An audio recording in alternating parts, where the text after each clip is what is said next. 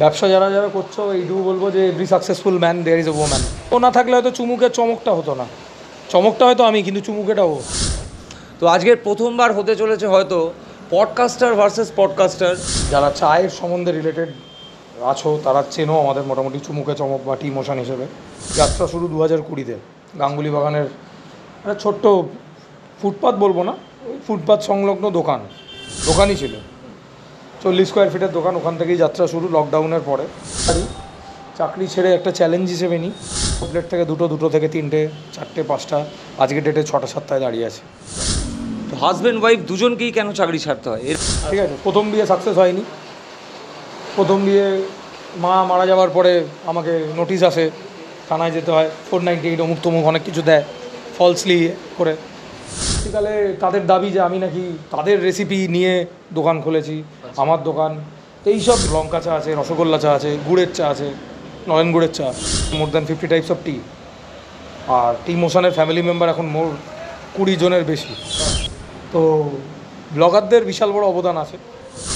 তা টি মোশন নিয়ে স্বপ্ন কতদূর? টি মোশন নিয়ে স্বপ্ন প্রচুর। কি দরকার, মরতে গেলেও তো, পড়াতে গেলেও তো টাকা লাগবে। একদম টাকা দরকার, ভালোবাসাটা একটু বেশি দরকার। আমার ব্র্যান্ডকে তো আমি বন্ধ করে পালিয়ে যেতে পারি না। আর তার থেকেও বড় কথা, ফ্র্যাঞ্চাইজি দিলে যদি দোকান বন্ধ হয় আমার সবচেয়ে বেশি ইমেজ লস। টা ছাড়া চা হয় না, টাটাও লাগে। বাঙালিরা একটু খাদ্যরসিক, সবাই জানে। পডকাস্টের শখ বরাবর ছিল না, এই একটা মার্কেটিং স্ট্র্যাটেজি আছে। উজ্জ্বলদা আছে মধ্যমগ্রামে, উজ্জ্বলদার বিরিয়ানি। আমেরিকান দাদা আছে, দীপঙ্কর দা হাবড়াতে বসে আছে। জয় মাতার অরুণদা। আমি এই অরুণদাকে কখনোই বলবো না, এই ডিজে অরুণকে যে একটা ইমেজ, এই নিজের ভাট বকে, ওটা প্রসঙ্গে। কারণ নিজের ফেসটা দেখিয়ে লোকের কাছে পরিচিত করে নিজের ব্র্যান্ডটাকে হাইলাইট করে দেওয়া, এটাও একটা বিজনেস স্ট্র্যাটেজি নিয়েছে। আমি যেটা চিন্তা করি আমি ওয়েট করি না, আমি সেটা করে ফেলি। আর যেটা করবে একটু ধৈর্য ধরে পড়ে থাকতে হবে। ব্যবসা খুললাম আজকে, কালকেরই profit, that is not business. মানে বুঝি Mark Wiens, migrationology.com, Trevor James, the food ranger যেটা, ডেভিড রকো। বাংলাদেশে কিছু আছে, যেমন বাংলাদেশি ফুড রিভিউয়ার আছে ফাহিম ভাই, পেটুক কাপল আছে। পাকিস্তানে একজন আছে জিয়া তাবারাক, যদিও আমি আনফলো করে দিয়েছি পাকিস্তানের সাথে যুদ্ধর পর, বাট ভিডিও আমি দেখি। কিছু লোক আছে সত্যিই যোগ্য, যারা ভাইরাল হয়েছে তাদের প্রোডাক্টের জন্য। বাট যদি কম্প্যারিজনে আসো, দাদা বৌদির কম্প্যারিজনে কিন্তু দ্বিপাপি আসে না।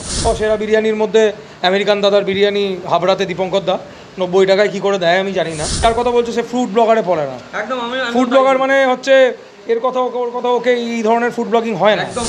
লোকে লজ্জা পায় বলতে, আমি লজ্জা পাই না। আমাদের দুটো বিয়ে। দেখো, আমার হাতে যদি ভগবানের মতো শক্তি থাকতো আমি নিজের মাকে ফিরিয়ে আনতাম।